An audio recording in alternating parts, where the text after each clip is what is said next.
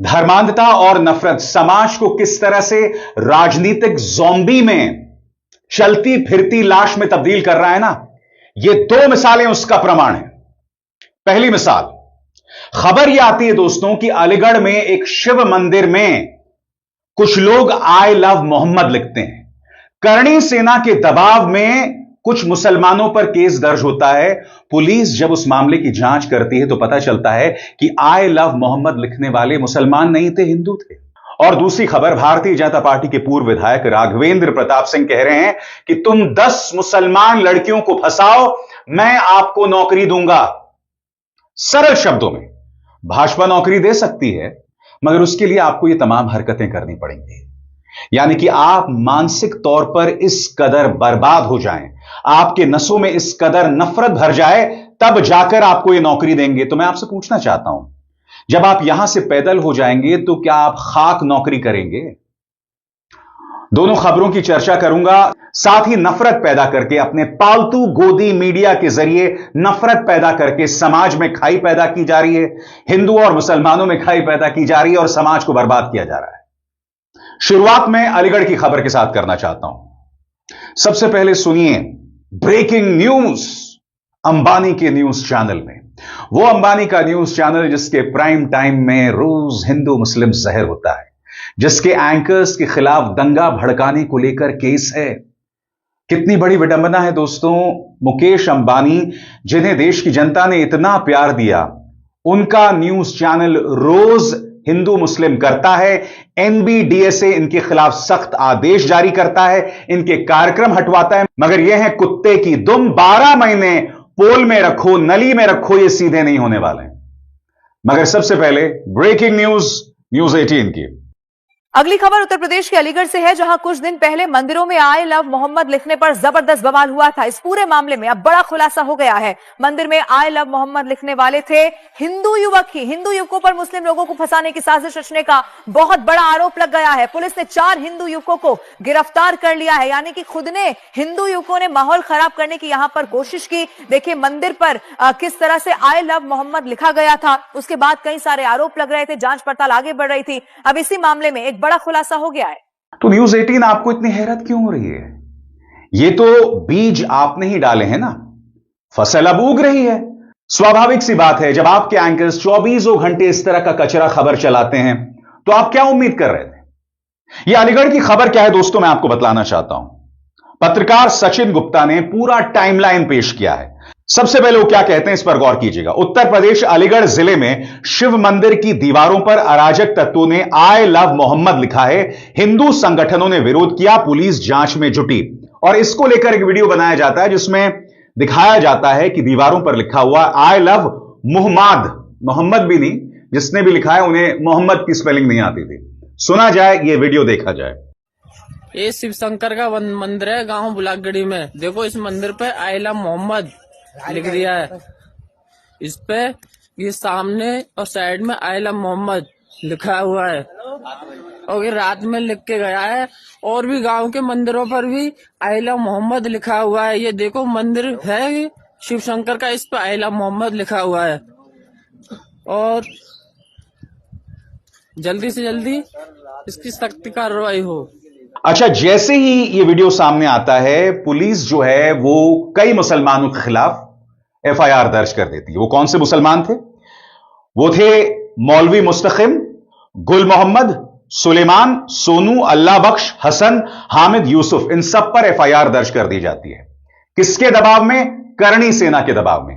Police जांच में जुटती है और जांच में क्या सामने आता है कि जिन लोगों ने यह काम किया था वो हिंदू युवा थे। पत्रकार सचिन गुप्ता क्या कहते हैं, गौर फरमाया जाए। अलीगढ़ में मंदिर की दीवार पर आई लव मोहम्मद लिखने वाले 4 आरोपी जीशान सिंह, आकाश सारस्वत, दिलीप शर्मा, अभिषेक सारस्वत गिरफ्तार। जीशान सिंह का मुस्तकिम से झगड़ा हुआ, दोनों ने एक दूसरे पर एफआईआर कराई। पुलिस दोनों केस में चार्जशीट लगा चुकी है। मुस्तकिम को नए केस में फंसाने के लिए जीशान ने दोस्तों संग मंदिर की दीवारों पर यह सब लिखा और फिर उन मुसलमानों पर एफआईआर दर्ज होती है। अब मैं आपको सुनाना चाहता हूं दोस्तों, पुलिस इस बारे में क्या कह रही है। थोड़ा लंबा बयान है, ध्यान से सुनिएगा। अहम बिंदु आपके सामने है। पूरा खेला पुलिस समझा रही है, उत्तर प्रदेश पुलिस समझा रही है। और इसे दिखाने का क्या मकसद है? यह घटना एक अपवाद नहीं है दोस्तों, ऐसी ढेरों घटनाएं रोज होती हैं। आपको याद है उज्जैन की वो घटना? न्यूज 18 ने ही अफवाह फैलाई थी कि शोभा यात्रा निकल रही थी और कुछ 3 मुसलमान युवाओं ने, जिनमें 2 नाबालिग थे, उन्होंने थूका या पानी फेंका। यह अफवाह किसी और ने नहीं, न्यूज 18 ने फैलाई थी। बाद में जांच में आया कि पुलिस के दबाव में एक व्यक्ति ने ऐसा कह दिया था। सब बरी हो गए, मगर समाज में जो जहर फैलाने की साजिश थी वो तो फैल गई ना। अब इस अलीगढ़ मामले में पुलिस क्या कह रही है, खुद गौर कीजिए। जैसा कि आप सभी को पता है कि 25 अक्टूबर 2025 को थाना लोधा के 2 गांव बुलकगढ़ी और भगवानपुर, दोनों बिल्कुल निकटवर्ती गांव है, लगभग आधा किलोमीटर की दूरी है दोनों गांव में। सुबह सुबह पुलिस को सूचना प्राप्त हुई थी कि 4 मंदिरों में धार्मिक नारे लिख दिए गए, जिसमें पब्लिक में आक्रोश था। पुलिस तत्काल मौके पर पहुंची थी, हमारे सभी अधिकारी मौके पर पहुंचे थे। धार्मिक नारों को वहां से हटाया गया था, पब्लिक से वार्ता की गई थी, उसमें अभियोग दर्ज किया गया था। उसी केस का आज पुलिस ने खुलासा किया, एसपी सिटी साहब के नेतृत्व में और सीओ गभाना साहब की टीम ने खुलासा किया, जिसमें 4 लोगों को पुलिस ने आज अरेस्ट किया है, जिनके नाम जिशांत, जो कि बुलकगढ़ी का रहने वाला है, अभिषेक, आकाश और दिलीप, ये तीनों भगवानपुर के रहने वाले, इन चारों को गिरफ्तार किया।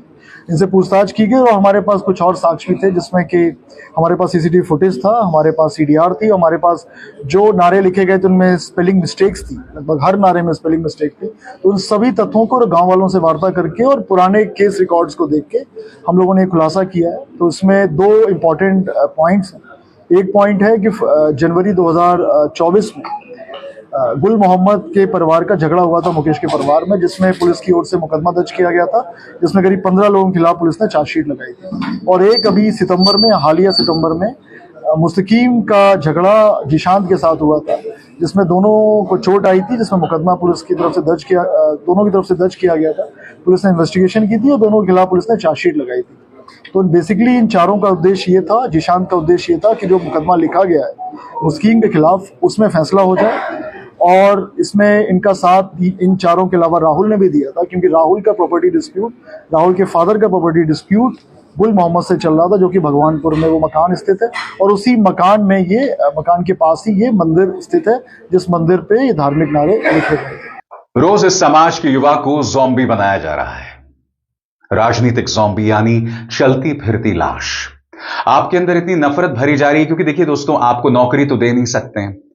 आप जब भी अपने समस्याओं को इनके सामने रखेंगे तो आप एंटी नेशनल हो जाते हैं। जेन जी की बात करेंगे तो आप एंटी नेशनल हो जाते हैं। तो आपका ध्यान किस तरह से भटकाया जाए? मुसलमान को दुश्मन बनाकर। मैं इस बात से इनकार नहीं कर रहा हूं कि हिंदुओं और मुसलमानों में कई सालों से कई समस्याएं हैं, वो मतभेद हैं धर्म के आधार पर, मगर इसी समाज ने गंगा जमुनी तहजीब की ढेरों मिसालें पेश की हैं।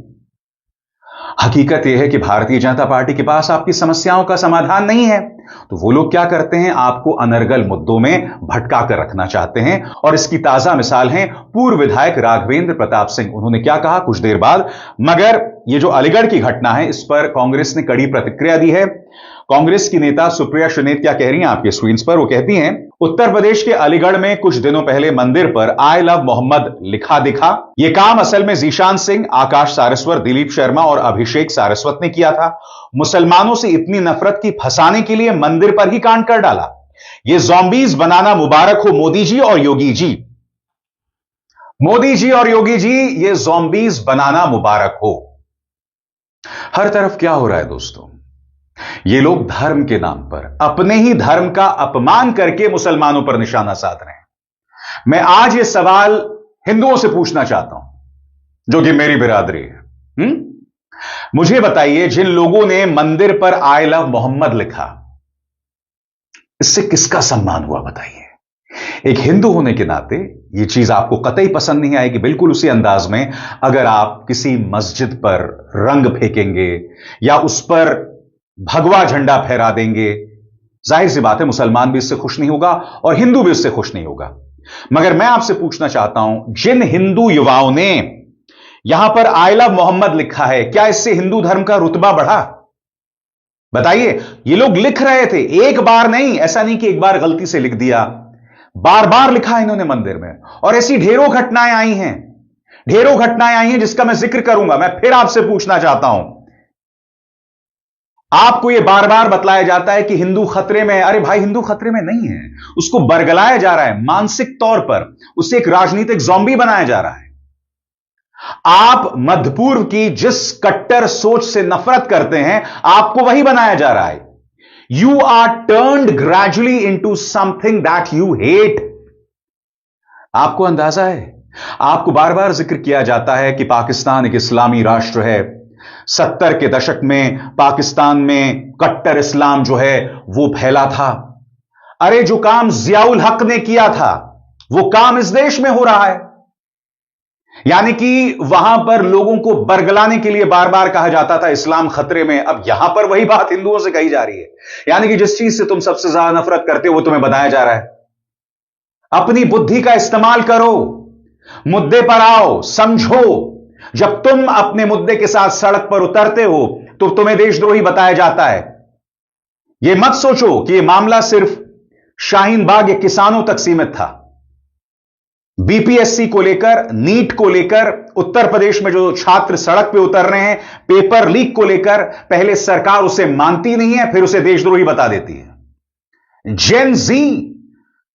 जेनजी का नाम लेना तो मानो गुनाह हो गया।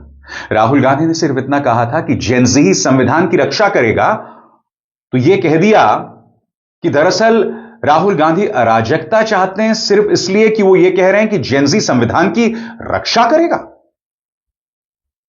अब एक और मिसाल, यह है राघवेंद्र प्रताप सिंह। इन्होंने कहा है कि अगर मुसलमान 2 हिंदू लड़कियों को ले जाए तो तुम उनकी 10 लड़कियां फंसाओ, मैं तुम्हें नौकरी दूंगा। मैं आपको बताना चाहता हूं उन्होंने क्या कहा आपके स्क्रीन पर। वो कहते हैं, यदि हिंदू लड़की मुस्लिम लड़के के साथ जाती है तो यह पूरे हिंदू समाज का अपमान है। यदि 2 लड़कियां चली गई हैं तो तुम कम से कम 10 मुस्लिम लड़कियां लाओ, उन्हें हिंदू बनाओ, शादी विवाह का सारा खर्च, सुरक्षा की गारंटी और अच्छी नौकरी, रोजगार का प्रबंध हम करेंगे। उन्होंने कहा, अब डरने की जरूरत नहीं है, योगी जी का जमाना है। तो मैं कह रहा हूं, 2 पे कम से कम 10 मुसलमान लड़की लाओ और उसको हिंदू। कितने नौजवान तैयार हैं, जरा हाथ उठाओ। अरे ये ब्याह किए हो लोग का नहीं।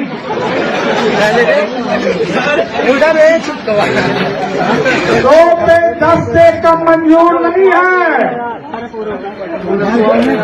शादी हम कराएंगे और ये घोषित करते हैं कि जो लेके आएगा उसको खाने पीने भर का नौकरी भी दिलाएंगे, रोजी रोटी भी दिलाएंगे।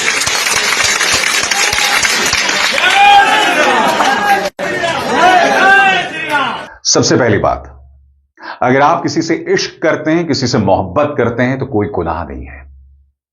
मैं इस बात को गुनाह नहीं मानता हूं कि अगर एक हिंदू को एक मुस्लिम लड़की से इश्क हो गया है, या एक मुस्लिम लड़की को हिंदू लड़के से इश्क हो गया है, या एक मुस्लिम लड़के को हिंदू लड़की से इश्क हो गया है, इश्क पर जोर नहीं, ठीक है। मगर आज मैं आपसे कुछ और कहना चाहता हूं। यह व्यक्ति कह रहा है कि तुम मुसलमान लड़की को फंसाओ, मैं तुम्हें नौकरी दूंगा।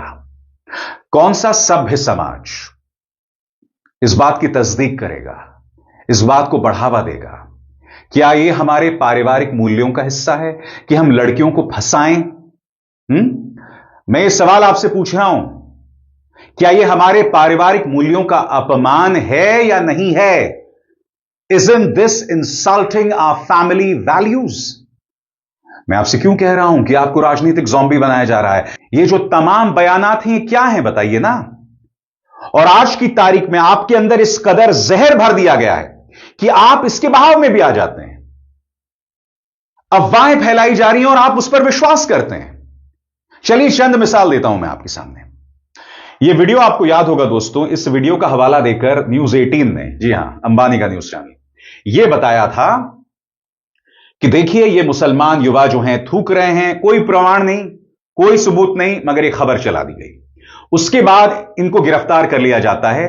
इनमें नाबालिग भी हैं, नाबालिग भी पुलिस की हिरासत में रहता है।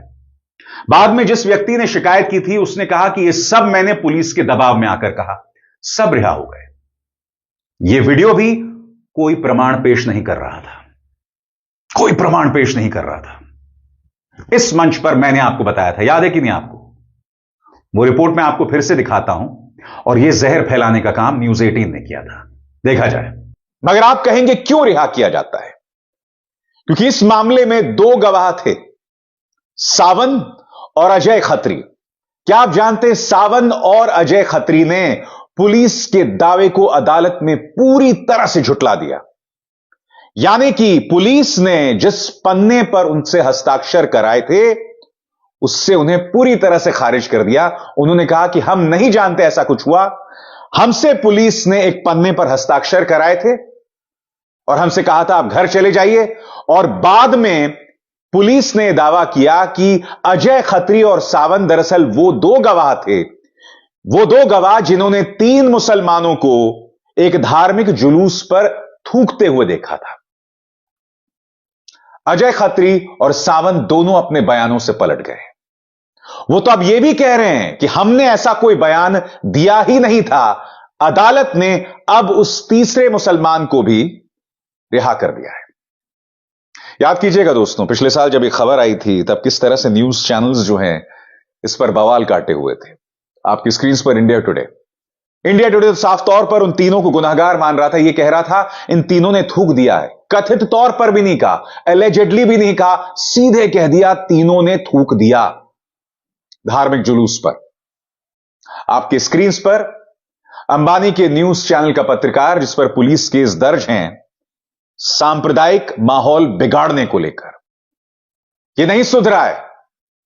पिछले साल किस तरह से इस खबर को यह पेश कर रहा था, इसकी एक छोटी सी झलक देखिए, फिर मैं चर्चा करता हूं। इन कुछ लोगों ने कोई छोटी मोटी गड़बड़ या हरकत नहीं की। याद कीजिए दोस्तों, अपने शो में हवाला दे रहा था उस वीडियो का जिसमें कथित तौर पर वो 3 लोग धार्मिक जुलूस पर थूक रहे थे। आज मैं वो वीडियो आपको फिर दिखाना चाहता हूं। आपके पूरे स्क्रीन पर देखिए दोस्तों, आप देख रहे हैं इस वीडियो को। 3 लोग छत पर खड़े हुए हैं। इससे कुछ साबित नहीं हो रहा है। जिस वीडियो का हवाला देकर गोदी मीडिया ने उन तीनों को गुनहगार बना दिया था, इस वीडियो से कुछ पता नहीं चल रहा है कि उन्होंने थूका या पानी फेंका, मगर सिर्फ इस वीडियो के आधार पर उन्हें गुनहगार बना दिया गया। किसी ने भीड़ से कहा कि इन्होंने थूका, इन्होंने पानी फेंका, वहां पर बवाल मचा और उसके बाद 2 महीने तक नाबालिग जेल में रहे। और अभी दिसंबर में जो बालिग था, जो वयस्क था, उसे भी बेल पर रिहा करना पड़ा। क्यों? क्योंकि जो 2 सरकारी गवाह थे, सावन और अजय खत्री, अदालत के इस आदेश के मुताबिक वो अपने बयान से पलट गए। मगर वो बयान उनसे लिखवाया था पुलिस ने। मैं आपको बताता हूं सावन और अजय खत्री ने क्या कहा। वो तो ये भी कह रहे हैं कि जिस व्यक्ति ने ये वीडियो बनाया है हम उसे नहीं जानते हैं, जबकि पुलिस ने शायद अदालत में अपने केस में यह कहा था कि जो वीडियो बनाने वाला है इन्हें जानता था। मैं आज आपसे एक बात कहना चाहता हूं, अगर इन तीनों में से किसी ने धार्मिक जुलूस पर पानी फेंका होता या थूका होता तो जाहिर सी बात है कानून के अंतर्गत कार्रवाई की जानी चाहिए थी। मगर याद कीजिए दोस्तों, गाजे बाजे के बीच डीजे का इस्तेमाल करते हुए उनके घर के एक हिस्से को तोड़ दिया गया था। उन्हें दोषी साबित करने से पहले उज्जैन नगर निगम सक्रिय होता है और उनके घर के हिस्से को तोड़ देता है। अब अदालत के अंदर गवाह कह रहे हैं कि ऐसा कुछ हुआ ही नहीं था। पहला सवाल, क्या उज्जैन नगर निगम उनके घर बना के देगा? दूसरा सवाल, जिन लोगों को जेल में डाला गया था, जितने महीने वो लोग जेल में थे, जिस यातना से वो गुजरे, जिस तरह से उनके परिवार पर निशाना साधा गया, उसके प्रति जिम्मेदारी किसकी है? और तीसरी बात, गोदी मीडिया का प्रचार मैं आपको दिखा चुका हूं, चाहे इंडिया टुडे हो या मुकेश अंबानी का न्यूज चैनल न्यूज 18। इन्होंने जो जहर उगला, क्या ये लोग इसके लिए माफी मांगेंगे? तो देखा आपने, और यह हर बार हो रहा है दोस्तों। अब मैं आपको एक और मिसाल देता हूं। यह खबर चलाई गई थी कि गणेश चतुर्थी की यात्रा चल रही है और कुछ लोग पत्थर फेंक रहे हैं। हर बार की तरह भारतीय जनता पार्टी के प्रचार तंत्र और अंधभक्तों ने कहा कि इस गणेश चतुर्थी पर जो पत्थर फेंके गए वो मुसलमान फेंक रहे थे। जांच हुई और जांच में पता चला कि गणेश चतुर्थी में दरअसल ये जो पत्थरबाजी हुई है वो 2 गुटों में आपसी प्रतिस्पर्धा को लेकर हुआ है। 2 हिंदू गुटों में, 2 हिंदू समूहों में। मगर झूठ क्या फैलाया गया? झूठ यह फैलाया गया कि मुसलमान पत्थर फेंक रहे थे। आपके सामने चंद मिसाल। बहराइच बाराबंकी की मिसाल याद है आपको? दुर्गा यात्रा, दुर्गा विसर्जन की यात्रा निकल रही थी। आपने मस्जिद के सामने रोका और वहां पर आपने ड्रामा किया, गाना चलाया। क्या जरूरत थी उसकी? क्या इससे मां दुर्गा की जो अस्मिता है वो आसमान पर चली गई? क्या मेरी मां दुर्गा मोहताज हैं किसी की नफरत की? सवाल का जवाब दीजिए, इधर उधर मत देखिए। मेरे सवाल का जवाब दीजिए। Look into my eyes and answer my questions. क्या आपको लगता है कि धर्म का रुतबा बढ़ाया जा सकता है किसी और धर्म का अपमान करके? सोचिए इस बारे में। आपको याद होगा जब भारत वर्ल्ड कप जीता था, तब दिल्ली की शाही जामा मस्जिद के सामने से एक जुलूस निकला था और उन पर लेजर लाइट्स फेंकी जा रही थी। यह वीडियो याद है कि नहीं आपको? अरे भाई, हम वर्ल्ड कप जीते हैं। मैं नहीं भूला हूं जब 2011 में हम वर्ल्ड कप जीते थे, या उससे पहले 2007 में हम T20 जीते थे महेंद्र सिंह धोनी के नेतृत्व में। ये सब बातें कभी नहीं होती थी। उस वक्त हम नहीं चिढ़ाते थे दूसरे धर्म के लोगों को। अभी सेमीफाइनल हुआ है भारत और ऑस्ट्रेलिया के बीच में, भारत की महिला क्रिकेट टीम में और ऑस्ट्रेलिया की महिला क्रिकेट टीम में। आप जानते हैं उस जीत की हीरो कौन है? हरमनप्रीत कौर और जेमाइमा रॉड्रिग्स, एक ईसाई और एक सिख। जेमाइमा जीत के बाद कितनी खुश है। और उसी तरह से हम सब जानते हैं मोहम्मद सिराज, मोहम्मद शमी, उनका क्या किरदार रहता है हमारी जीत में। क्या आप उन्हें हमारी टीम से हटाकर देख सकते हैं? अगर जेमाइमा और हरमनप्रीत कौर ने अच्छा क्रिकेट ना खेला होता तो क्या हम जीत पाते? ऑस्ट्रेलिया ने 338 रन बनाए थे, फिर भी हम जीत गए। अब आप मुझे बताइए, क्या आप क्रिकेट टीम को सिर्फ हिंदुओं से भर देना चाहते हैं? सवाल का जवाब दीजिए। इस देश में सब नागरिक हैं, सब नागरिकों को समान अधिकार हासिल हैं और सब नागरिक देश की तरक्की में किरदार निभा रहे हैं। यही खूबसूरती इस देश की रही है और उस खूबसूरती को समझिए। आपके मन में इतनी नफरत भर दी गई है कि आप इस बात को नहीं समझ पा रहे हैं। आप इस बात को नहीं समझ पा रहे हैं कि नुकसान आपका किसी और का नहीं है। इस नफरत को अपने अंदर मत भरिए दोस्तों। सिवाय नुकसान के कुछ नहीं है। आप खुद को बर्बाद कर रहे हैं और आने वाली पीढ़ियों को बर्बाद कर रहे हैं। व्हाट्सएप की इस नफरत से दूर रहिए। आपके परिवार के बुजुर्ग जो इस नफरत में आकर अपने ही पोते पोतियों या नाते नातियों को वो बकवास सिखाते हैं, उनको नसीहत दीजिए कि व्हाट्सएप से दूर रहिए, दूर रहिए इस व्हाट्सएप से और इस नफरती मीडिया से।